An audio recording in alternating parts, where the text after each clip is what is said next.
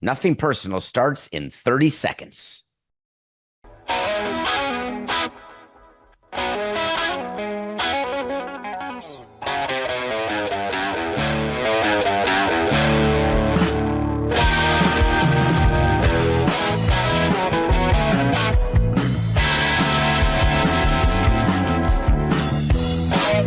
It's just business. This is Nothing Personal.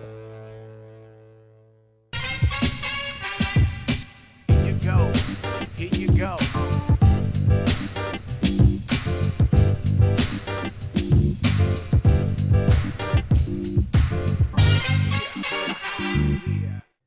Diminished. That's the Nothing Personal word of the day. It is Friday, 52325. Yet another palindrome day in the month of May. And we're talking about the Colorado Rockies to lead off today. Because with everything going on in playoffs and sports and life and politics and whatever's going on in your head, I'm going to make you feel good on a Friday morning. I'm going to make you smile that you're not a Rockies fan. Apologies to the 2.3% of you listening. I truly am sorry, but listen here and listen good. You people are gluttons for punishment. 25,000 of you go to every Rockies home game this year. How is that even possible? I used to win and be a part of teams that were great at home. 25,000 would be like a dream, like a playoff game, for crying out loud. The Colorado Rockies are 5-20 at home. 5-20. Don't worry, we'll fire our manager. Oh, that didn't work. The new manager's 1-9 since taking over. That's pretty good, right? Hey, when we go on the road, we'll be better because we get tired at the Mile High City and we're home and we've got some bad oxygen. We're not used to it. Maybe we were climbing some 14ers. Let's get on the road and see if our road split's better. No. 3-22 on the road. It's even worse. It's putrid. Why is this even in my head today? Why would I start a Friday heading into a long weekend that signifies the start of summer while it's barely 70 degrees here in New York? Why would I start on something so negative? Because I love history and I love when things have a chance to be remembered. The Colorado Rockies are 8-42. It's the worst 50-game start ever. I almost passed out from saying it. Now, it is true. There were teams in the 1800s who may have gotten off to a slightly worse start. But in the modern era, not like the play-by-play era in the NBA where we keep talking about all these stats, because that's only from 1997. I'm talking about the modern era in baseball. You have to keep track. You have to put in the notes of your phone all the different eras that are defined. The modern era is since 1901. Got that? So since 1901, this is the worst 50-game start ever. That's a long time ago. We're not in 1968 anymore, Dave. We're in 2025. It's been about 124 seasons. So what Colorado's doing, you would think there would be some correlation to fans getting angry and manifesting that anger by voting with their thumbs and their feet and toes and saying, I'm not going to go to Coors Field, even though going to Coors Field, for those of you who have never been there, is awesome. It's so beautiful there. It's so cool. Downtown Denver. Yes, you can have some situations around the ballpark, but listen, there's a few places you can stop on your way. It's fun. There's some bars. I loved going to Colorado. I don't think I missed a Colorado trip in 18 seasons, Coca. I probably went at least 15 times. The Rockies are so bad that their run differential, which is a number more than any other number that front offices look at, because it so perfectly correlates to where you're going to be. There are going to be exceptions from time to time, so it's not perfectly correlated, but it's almost perfectly correlated. It's minus 159. Can you imagine giving up 159 more runs than what you score? And it's May. Just to give you an idea that the next stinky team is the Orioles. Their run differential is only minus 85. So just think about it. It's almost twice as bad. I mean, this is historic. And what is clear is that the Rockies are going to do something this year that's never happened. The only question is are we going to define it by the modern era since 1901? Or are we going to define it by forever since the first time people put string together and a little leather and said, why don't we throw this around and run around and see what happens? Because the modern era record for losses is, I don't know if you can remember, it was way back. It's hard to remember. Like there were teams called the Spiders and there was a team called the White Sox.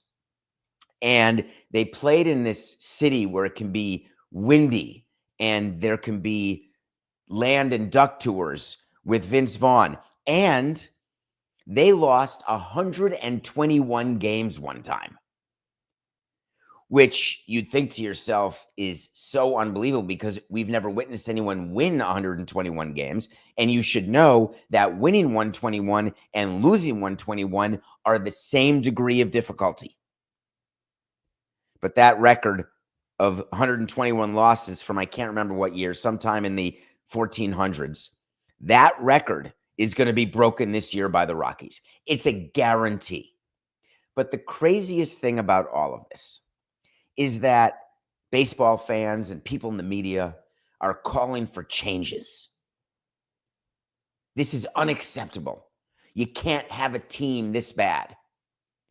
Just like when there's a team this good, people say, oh, you've got to do something about them. Except normally that talk comes during the off season, because now that the season's being played, I haven't heard so much noise, Coca, about the Dodgers. How we got to break up the Dodgers in their depth when they're putting Curly, Larry, and Goofy to start a game when they can't score and they're losing 4 in a row at home. I don't hear the call like, oh, break up the Dodgers. The Rockies have the 20th highest payroll. It's true they're 18 games back of 4th place in the great NL West. Fine. But when you've got the 20th highest payroll, and your payroll is about $123 million, you're not going to see a bunch of teams like the 10 teams below them complaining too much. What you're really saying is they need to fire Bill Schmidt, the GM. I'll give you that it's hard to acknowledge that the Rockies have anyone good. It's hard to acknowledge why they would sign Chris Bryant and pay him $27 million not to play. Good work if you can get it. But you can't say when everyone complains about the Pirates, they complain about the Marlins, they complain about low payroll teams who don't win games. That's not what the Rockies are. They're a medium payroll team that can't identify players in the draft. They can't identify them in free agency, minor league free agency, major league free agency. They can't identify talent. That's not cause to force an owner to sell. You can't legislate away incompetence. It doesn't exist, that concept, in sports. There's a fan out there. This is going to be the next segment. Let me introduce this to you all on a Friday so you can smile with me, but maybe not smile too broadly because you may be saying to yourself, this seems stinky. There's a couple of lawsuits I want to discuss. As you may recall, anyone can sue anyone for anything. And unlike in Britain, anyone who sues anyone does not have to give up legal fees to the person they're suing if that lawsuit is found to be outrageously, ridiculously frivolous. You can try to get legal fees paid for, but it's not going to work very well. Listen to this lawsuit that's occurring right now in Colorado. Right now, there is a Rockies fan who just this week said, I've got a great idea. I found a lawyer on the back of a bench, and I am going to file a complaint. And in the complaint, I'm going to say that I got hit by a foul ball when I was at a game. And do you know why I got hit? Because I wasn't paying attention. And do you know why I wasn't paying attention? Because the team stinks. Listen to this actual quote from a real complaint purportedly written by a lawyer who's been admitted to a bar that doesn't have Norm Stool in it, apparently. The diminished competitive quality of play. There was no reason for that pause, Coco. The diminished competitive quality of play has fostered a stadium culture in which socializing, dining, and business networking have become the primary focus for many attendees. The lawsuit actually said this. It's like my dream. I want my stadium to be the place where there's business networking, socializing, dining, people having fun. We put areas in the ballpark for people who don't even like baseball. Obstructed areas at Marlins Park, we put a non-baseball lovers bar out in right center field. And I don't know if they still do it, but the instructions were, don't show baseball at that bar, because if you're standing there, you're not that interested, because we've got a lot of other bars where you can stand, where you can watch the game. If you're at that bar, it means you really don't care what's going on. So we're going to show Cheers and Seinfeld, maybe a couple movies. What do you think of that complaint? The guy get hits in the eye, catastrophic, permanent injuries. The Colorado Baseball Spectator Safety Act from 1993 was inadequate. It wasn't followed. The suite was dangerous. This lawsuit is actually in a Denver district court right now. And you don't need to be Pablo Torre to find out what's going to happen here, because it's pretty simple. There's something called assumption of risk. It is not interesting to a court whether a team has won 8 games, 5 games, or 30 games out of their first 50. It is not persuasive in any way that a game is 12-0 or winning or losing, and that is why you were not looking at the field of play. You have a duty to protect yourself. The team did nothing wrong here. And my, oh my, I'd love to find a team that does do something wrong, because if you do, you're going to get money. If you can show, forget a court, when you reach a team president and the team president looks and evaluates and says, ooh, that's a problem, I'm going to give you money. And the reason I'm going to do it is because I think I'm going to lose. In this case, when you are actually alleging, you should be disbarred, but when you are actually alleging that your client got hurt because the team is so bad, and by the way, this is not even this year's team. This happened 2 years ago. They were still pretty bad. But if you are alleging that, it's shameful. There are some lawsuits that are less than shameful. Do you remember when I told you, as one of the 1,283 episodes that we've done together, as we head into the end of May? One of the things that I hope you've learned about me is that I liked road games better than home games. Home games made me anxious. I'd be walking around and paying attention to the concession lines or parking issues, or trying to see if fans were happy or unhappy, or memories were being made, and just worried about everything. Not as enjoyable. One of the things that our stadium operations department, and me at the end of the day, as someone who is responsible for everything, one of the things that is our job is to ensure the safety of players and fans. Keep in mind what that means, because it doesn't mean that we're protecting anyone in the stands from being beamed by a foul ball. You're at a game, pay attention. What it does mean is that we are going to look for anything that would in any way be negligent if we ignored. So, for example, the netting behind the plate. When there's a ball hit behind the plate over the catcher and umpire, fouled right back, imagine, if you will, that netting not being secure. You could imagine if a ball got through there because of a hole in the netting and someone got doinked, that may be a couple hundred G's. So we check these things. When you fly, if you've ever noticed that the captains on almost every airline, they go on the tarmac and they walk around the plane and they're checking to make sure the nuts and bolts are nutted and bolted, and they're checking to see whether the tires have air, or maybe it's just eye wash, whatever it is. There are people at every baseball game. That's their job. They're walking around the ballpark and they're checking stuff out. One of the things you check out, and it was on our list back at Pro Player Stadium, not on our list at Marlins Park, Coca, was the TC, the tarp check. No tarp at Marlins Park, as some of you may know, from the rain delay that was there.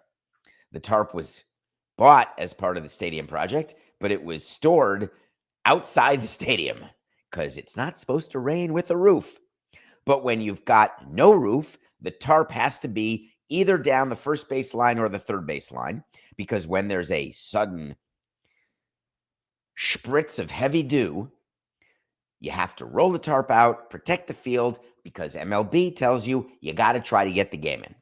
And we want to get the game in too. We want to keep the money.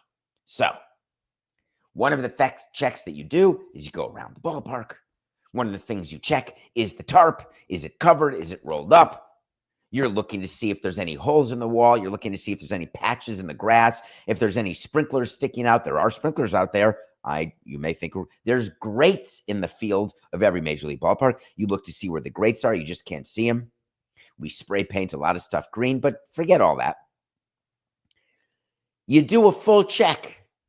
In Cincinnati, they had a real problem in 2023, and there's now a lawsuit about it. My view of this lawsuit by Darren Ruff, a player you may remember, he went to Korea for a bunch of years in the middle of his career, but he was around for probably 7 or 8 years. He was a average player at best, never got to free agency. Darren Ruff was playing against the Cincinnati Reds as a member of the Brewers back in 23. He is playing first base, goes to the tarp, catch a foul ball. Yikes. What I'm showing you is a picture. If you're watching on the Nothing Personal with David Samson YouTube channel, if you're listening, I'm showing a picture of the rolled up tarp, and great on Cincinnati. It's a sponsored tarp, which is what we all try to do, and a sponsor will pay for the cover over the tarp. Ruff goes to catch a ball and hits his knee on the end of the tarp. And it turns out that underneath the tarp cover was the end of a tarp roller that was metal with no protective cushioning, not even a cap.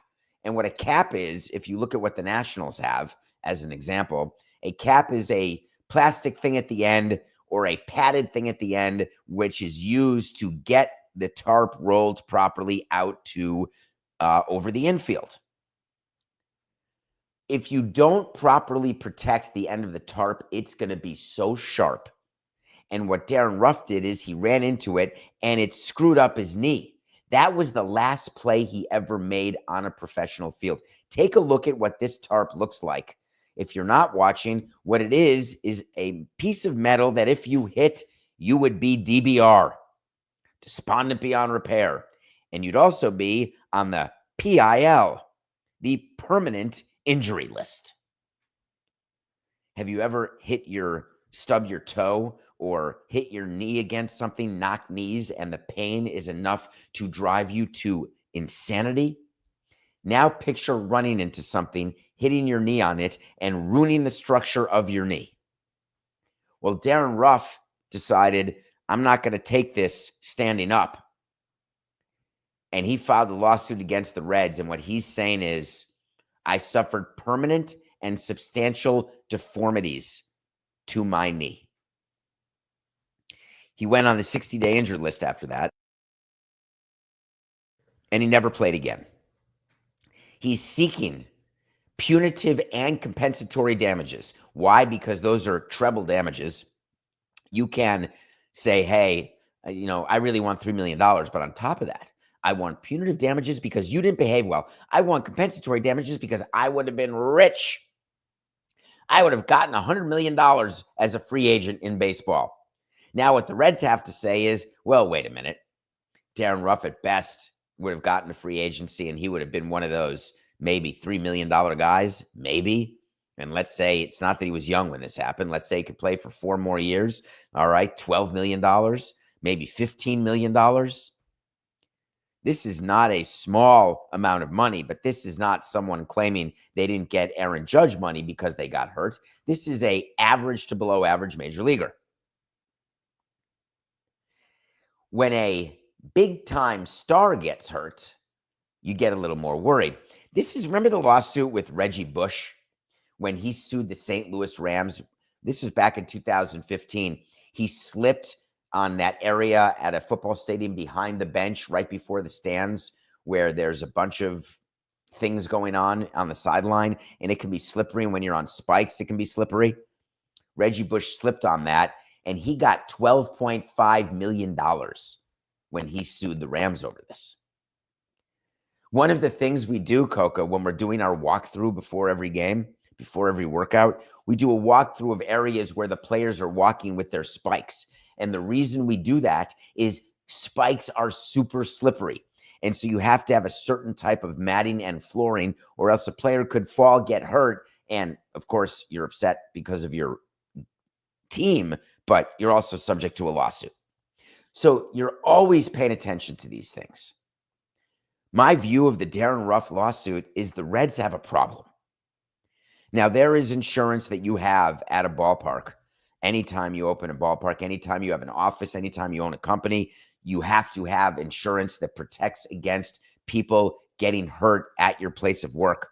Frankly, you should have umbrella insurance if you are a homeowner in case someone slips and falls on your front patio and they want to sue you. And so what will happen here is Darren Ruff is using this lawsuit to begin a negotiation. The Cincinnati Reds will alert Major League Baseball. They're going to take a look at their insurance. They're going to alert their insurance company, hire lawyers, and there's going to be a settlement here because Darren Ruff is going to get money. It is not worth it to go to trial. It is not worth it in the least. However, you cannot look at Darren Ruff and say, here, take a signed autographed ball of Ellie De La Cruz. You can't say, can I get Ken Griffey to give you a call? You have to pay him. Darren Ruff will not make what Reggie Bush made. I'm taking the under. Wait to see when we tell you something's going to happen in this business sports world that we live in. And if it does, fine. If it doesn't, fine. We'll revisit it. You can find it on davidsamsonpodcast.com. All the wait to sees. Coca, the wait to see is that Darren Ruff will receive money from the Cincinnati Reds. How funny is it that David Adelman just got hired by the Denver Nuggets? It's so good. And the reason, so let's go back to the Nuggets just to tell you the funny story we're talking about. Mike Malone was the coach, wins a NBA championship. Like the rest of the guys who win NBA championships, they all get canned within 3 years. Mike Malone's gone. And for whatever reason, the president of the team, Josh Kroenke, decided I'm going to make the move with like 9 games left in the season. And we did a whole segment saying it's preposterous. There is no possible way that you fire your GM and coach with 9 games left to go and come up with an excuse like this gives us our best chance to win. It's idiocy. The Denver Nuggets lost to the Oklahoma City Thunder in 7 games in the second round. This is the prime of Jokic's career. And Josh Kroenke's view was, hey, and he actually said this, I'm proud to say I thought we squeezed a little bit more out of the season than the direction we were heading 6 weeks ago. How dare you? A second round exit when you've got either the or the second best player in the entire NBA in his prime. Squeezing a little bit more out of the season. What is that, getting you to a 7th game of the second round? Boy, that's some great squeezing. Way to go, dude. When you are a team that stinks, you could say getting to game 7 of a second round, that's doing a bit of squeezing. When you've won an NBA championship in the past couple of years, I would argue that squeezing would be getting to the NBA finals and then losing to the New York Knicks. That would be squeezing. The reason why Kroenke had to come out with a new quote is because they chose yesterday for whatever particular strange reason, to announce to us that they've got a brand new coach in Denver. His name is David. His last name is, wait for it, Edelman. Wait, what? Oh, yeah. They decided this would be a good idea to promote their interim coach to head coach. Forget doing a search. We got our guy. Why?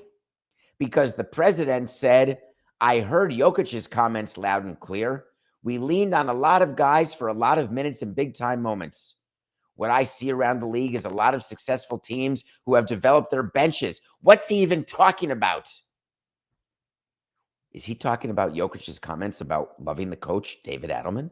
Is he talking about Jokic's comments or Aaron Gordon's comments about how great things are under David Edelman? Hold on. I'm trying to remember, because when they fired Mike Malone, they said, hey, we never even mentioned it to the players.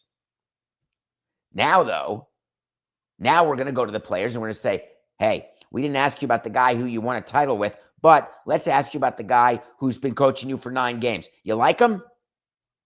Great. We're going to hire him right now. And did you know, and this is great when you're an interim coach or manager and you can do this, you're going to get the full-time job. Because when your team president says that he appreciates the fresh voice, FYI, anyone who comes in after someone who's been hired has a fresh voice. That's not a big differentiating factor. A different voice is a fresh voice. Have you ever heard of divorce? Kroenke appreciates the fresh voice and perspective he brought to the job. You mean in the 9 regular season games and in the first and second round playoff games? Or was it the perspective he brought as the assistant to Mike Malone for all those years? Don't you think that the Nuggets have a bigger problem with winning in the Western Conference, not because of Mike Malone or because they've added David Edelman? Maybe it's because they have no first or second round pick this year. Maybe because they only have 1 tradable first round pick in the next several years. Maybe it's because the core they put together that won the championship that they tried to keep together by giving a max contract to Jamal Murray turns out may not be the right thing to do in order to try to stay good. Nope, let's blame Mike Malone.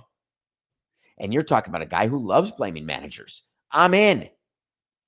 The old me is in with these quotes. The new me looks at what this guy is saying and laughs. It's like a joke.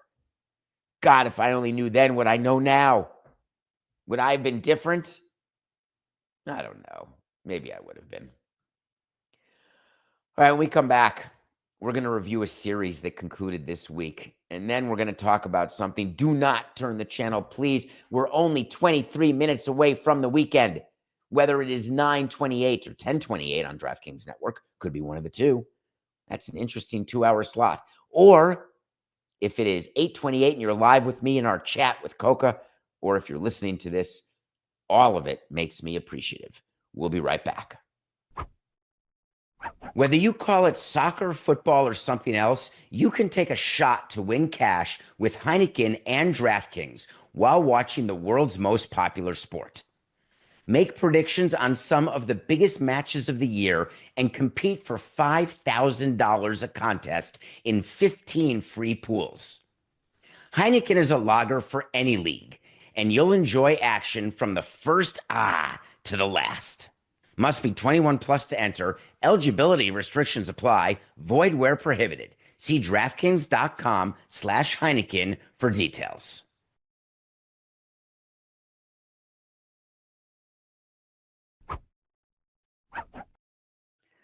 I'm pretty sure I've decided that anything Seth Rogen does going forward, I'm going to watch.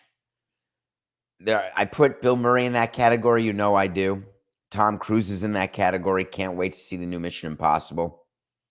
Seth Rogen has a new TV series on Apple TV Plus. It's called The Studio. It's a 10-episode arc, season 1, and it ended this week on Wednesday. And it was on my phone in my notes section under current shows. Now it got erased because I get to review the entire season. Seth Rogen plays a head of a movie studio who gets hired by Bryan Cranston to replace Catherine O'Hara. Seth Rogen managed to find a way to get so many great stars to be a guest in this 28-minute episode. 4869. Hi, I'm David Samson. All right, we're good. Seth Rogen and his partner, Evan Goldberg, got people, stars, Dave Franco, Charlize Theron, so many more. Here's the concept. Can you imagine how great it would be if you ran a studio, like a movie studio? You got to green light movies and you get to hang around with Zoe Kravitz. You get to go to movie sets and meet with actors and actresses and decide whether movies get made or not made. And then you get to decide who is going to be famous and who's not going to be. Then when it comes to award ceremonies, you're thanked as someone who is like a godlike figure. You get to ride around in a golf cart on a movie set. You get to give notes to directors and writers and actors. Being the head of a movie studio is a lesson in ego that rivals being commissioner of a sports league. Maybe even better, depending on your proclivities. The reason why I would ask you to watch the studio, even if you don't love movies the way I do, just if you like them, the way the studio's done is crisp, it's fast, it moves quickly. The brilliance of Catherine Hahn and Seth Rogen, who star in this. The subject matters, which are fascinating because they're all different episodes. It's not like you have to watch episode 1 before you watch episode 2. In theory, you could watch them in any order you want, except for the last 2, which are a sort of 1-hour conclusion. Just start at episode 1 and go all the way. My guess is you'll get it done in one rainy day, like Eddie Rabbit style, because I love a rainy night. It's called The Studio. I may have just mixed up who sings I Love a Rainy Night. Is that Crystal Gale? Eddie Gale? I think it's Eddie Rabbit. Because I love a rainy night. That's got to be a song from the 80s. Eddie Rabbit. Boom.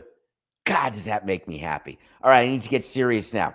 Thank you. Have we earned this? I'd like to believe we have. I want to talk to you about something that happened yesterday that seems to me that you'll want to know about when anybody's around you and talking. And if you're not talking about it, my problem and concern is that you should be. Have you paid attention to what is being called the big, beautiful bill? Now, don't get upset. We're not talking politics. We're talking, how does this impact you? What do we got going here? Well, there is a huge, huge economic bill that the president wanted passed, and it was part of the Republican agenda. There are tax cuts involved. There are cuts involved. There are all sorts of pork, etc. But there are a few things in this bill. Now, if you don't watch Schoolhouse Rock, quickly, a bill has to pass the House and the Senate and then be signed by the president. When the executive branch is basically shepherding a bill through the House and Senate, you can bet your sweet bippy that he or she or they will pass the bill. Well, it's always been he's. He will sign the bill when it comes to his desk. When the House passes a bill, it goes to the Senate. The Senate looks at the bill and they have to pass that bill exactly as it is given to them. If they change so much as a comma when they pass it, the Senate, then it goes back to the House to say, do you agree with this comma? It is very rare for bills to go from one house to the other and not have changes. And so they go back and forth, and it may lead to what you would call inefficiencies of government. And you'd likely be right. But there's something about this particular bill that I want to draw your attention to because it is a part of what the president has been doing as it relates, and this is a sensitive subject to me, and it should be to you.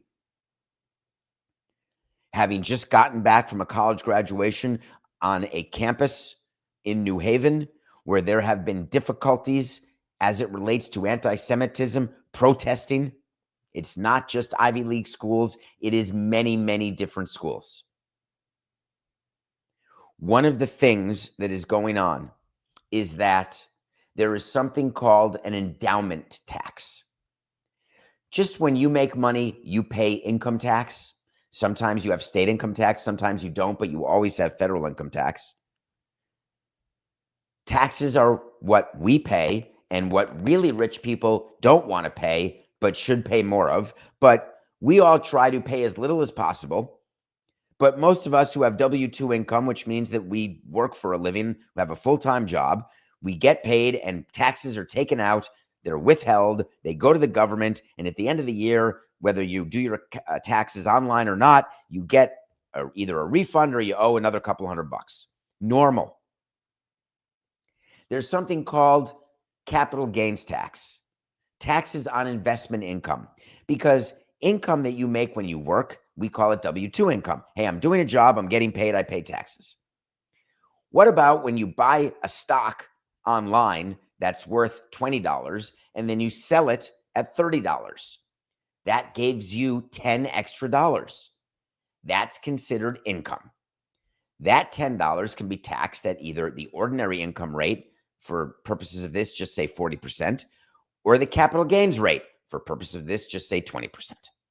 There's a bunch of exceptions. There's a bunch of ways to hide it. There's a bunch of time that you have to hold the stock. Forget all the particulars. Just know that when you make money, it gets taxed. That's how we work here. Taxation with representation. That's the theory. An endowment at a college or university is like your savings account. When you have money in the bank that is in your savings account, not in your mattress, and you get interest on that money, that interest income is also taxed. So just picture any way that you make more money on anything, that's going to get taxed. Colleges and universities have something called an endowment. Some colleges, like Harvard, have an endowment that is in the multi-tens of billions. It's an endowment, just call it 50 billion for round numbers. It's so much money that it would give you night sweats. When you invest $50 billion, there's a whole committee of people on boards of these universities, and their job is to be on the investment committee. Their job is only to figure out, how do we invest all the money we have to make as much money as we can on that money? We're going to invest it here, invest it there. A lot of the protests on campuses are, we don't want the endowment to invest in any company that supports apartheid, or that supports the war in Gaza, or that supports companies that are anti-environment. There are people who protest all sorts of things on college campuses, but your job as an investment committee member is to get the highest maximum return on that endowment money. That endowment investment return is used to pay a lot of things, like financial aid, like teacher salaries, like capital improvements on campus, all sorts of things that are used by schools like Harvard to make the world safer, better, smarter, to make people live longer, better, smarter. You can make fun of Ivy League institutions all you want. I'm a Badger, baby. But the research that's being done at Harvard, Yale, Princeton, MIT, Stanford, that research has a chance to make me live longer and better. That research is doing things for people who are friends of mine who are dying of diseases or suffering from degenerative diseases. There is research being done that advances science, technology, makes a difference in everything we do. On top of that, and the most important thing, is all the people who say that only rich people go to Ivy League schools. You don't know what you're talking about. The number of poor people or first-generation students who go to Ivy League schools who are brilliant beyond comprehension, who are going to make your life better and smarter, those people don't have a penny. And guess what? They get to go to Harvard with not $1 of tuition paid. Same at Yale. Do you know that about 85% of the kids, you know what? You're not going to believe me. Just know that an overwhelming majority of students leave Yale and Harvard, as an example, without any student debt at all. If you don't make money and you have no money, your family has no money, you get your college paid for and you get a Yale or Harvard education. How do they pay for it? They pay for it. They can't just pay for it out of the tuition of the students who can afford it, because tuition is expensive enough at $65,000. If you had to pay for all the kids who couldn't afford Yale, your tuition would be $300,000. So what do? You take money that you've earned from your endowment and you use it to pay for students who can't afford your tuition. It's an amazing concept. Well, what this new bill wants to do is change the endowment tax from 1.6% to up to 21%. What it means in the real world is that the endowment is big. It's like your savings account, whether it's $100 or $1 million. The interest income that is received by investing your money, for endowments, they only tax 1.6%, which means that these universities have more and more money to use, and it is out there how this endowment money is used. It is clear as day. It is statistically analyzed, and it's a huge part of what you do as a member of the board of a university is how you are allocating your endowment interest, and your whole budget is a major deal. What the president and now the House is asking is for the endowment tax to be moved to 21%. And what you're thinking is, well, that makes sense. I've got to pay 20% at least of tax. Why wouldn't I want these schools to have to pay that level? I understand the argument. Or maybe your argument is, well, all these schools had to do was to listen to the president. They had to follow the rules. They had to take care of the anti-Semitism. They had to take care of the protesters, kick them out of school, get rid of them. I get it. But here's what you're missing.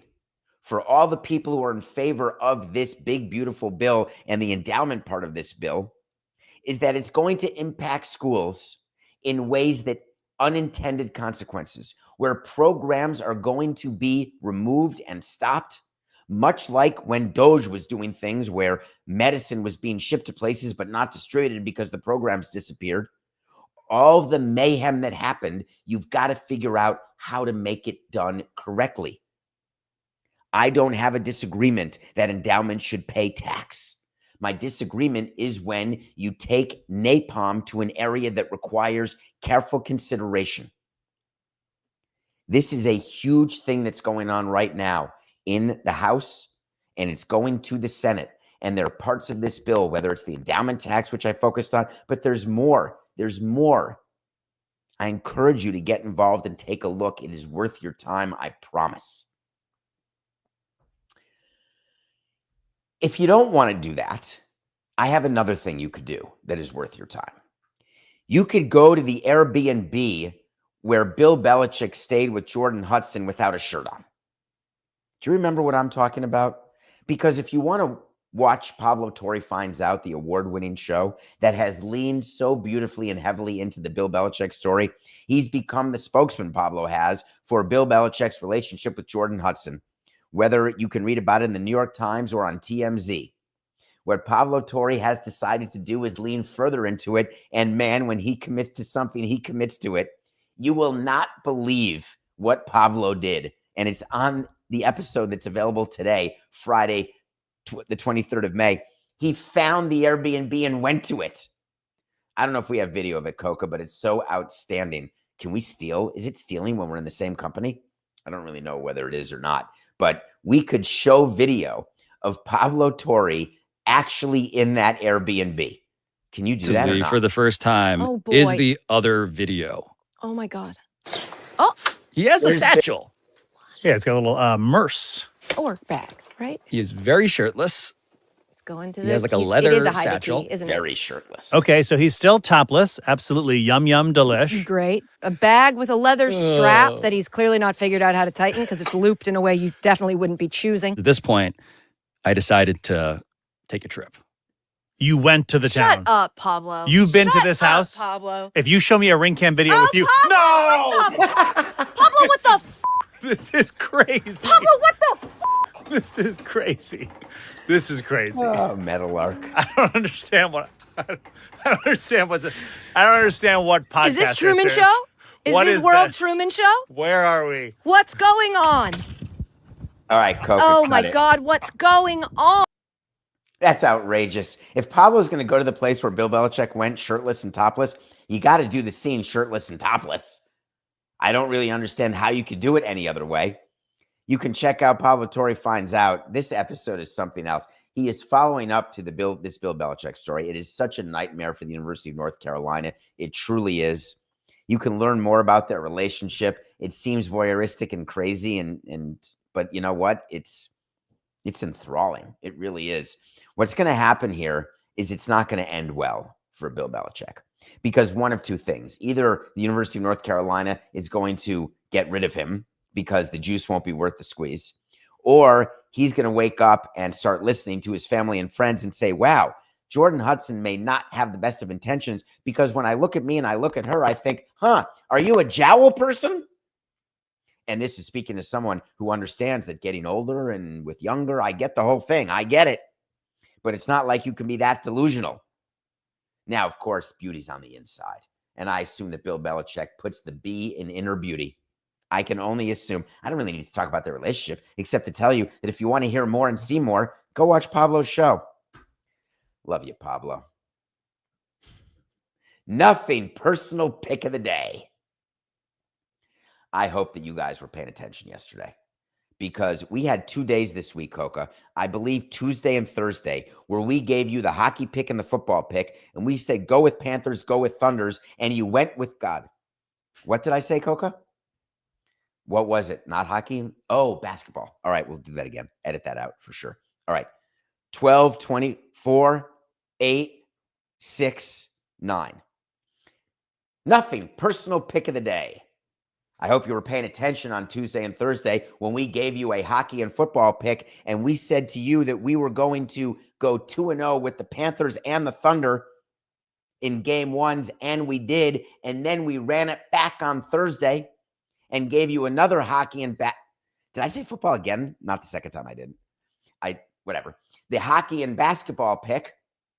And we ran it back last night. Did the Panthers to take a 2-0 lead, the Thunder to take a 2-0 lead. How could the Panthers have been plus 110 after being plus 105 on Tuesday? Is nobody paying attention? Let's go. We took the Panthers and won. The Thunder were still giving 7.5 points, which was the exact line on Tuesday night. What's happening? Let's go. We won them both. The Thunders outscored the T-Wolves by 14 in the third quarter of both game one and game two. They like letting you hang around for the first half and then pulling away because it's more fun. It's like a challenge for the Thunder. I haven't looked at the latest odds on DraftKings, but what I can tell you is this. If the Thunder are not the overwhelming favorite to win the NBA Finals right now, and I mean the only one in minus category, then there is something seriously wrong with the odds makers because to me, they should be minus 130 to win the whole thing, maybe even more, while every other team you should get significant plus money. Knicks, Pacers, T-Wolves. It's over. The Oklahoma City Thunder are so good offensively and defensively. They are deep. They are disciplined. They are hungry. They're a perfectly constructed team. Coca, is there a chance you've taken a look at this? Do we have it on DraftKings right now? What the odds are to win the finals? Because we could make that as our pick this weekend. I don't think we're going to, but we could have. Now, Anthony Edwards had a great game last night. It's just not even close to enough. It's not even close. Let's talk about this weekend, if you don't mind, because we got 3 picks that are going to make you smile. Number 1, the St. Louis Cardinals. I'm officially giving love to the St. Louis Cardinals because I love you, St. Louis. The Cards are plus 110 over Zach Gallen and the D-backs. The D-backs who are performing just fine in that great NL West division. They're like 18 games ahead of the Colorado Rockies at the moment. But Zach Gallen has been inconsistent at best, mediocre at worst, and Mikolas can put a start together from time to time. We're taking the plus 110 as the Cards have been the surprise team of the season. We're then taking on Friday night, which is tonight, we're taking the Knicks -6 over the Pacers. The Knicks will rebound. You're not going to get that type of shooting from Neesmith. You're not going to get another Halliburton prayer. You are going to get a Knicks team that still lost home court advantage, but you're going to get the Knicks to win that game and tie that series. Knicks -6 over the Pacers. And then Sunday is Corbin Day, baby. We missed Corbin Day this week, which is inexcusable when the Yankees beat the Rangers. We're not going to miss it again, except we've got to take the White Sox. Oy vey. We're going to get good positive money because Sunday we're taking the White Sox over the Texas Rangers and just assuming they can't score. Not that Brett Boone isn't a bad hitting coach, but just that they can't score. Hey, it's been another great week. Thank you all very much. Guess what? We're not here Monday, but we have a sit down with Paul Rabel, and it is so good, the co-founder of the Premier Lacrosse League, and we'll be back live Tuesday. It's just business. Have a good weekend. This is nothing personal.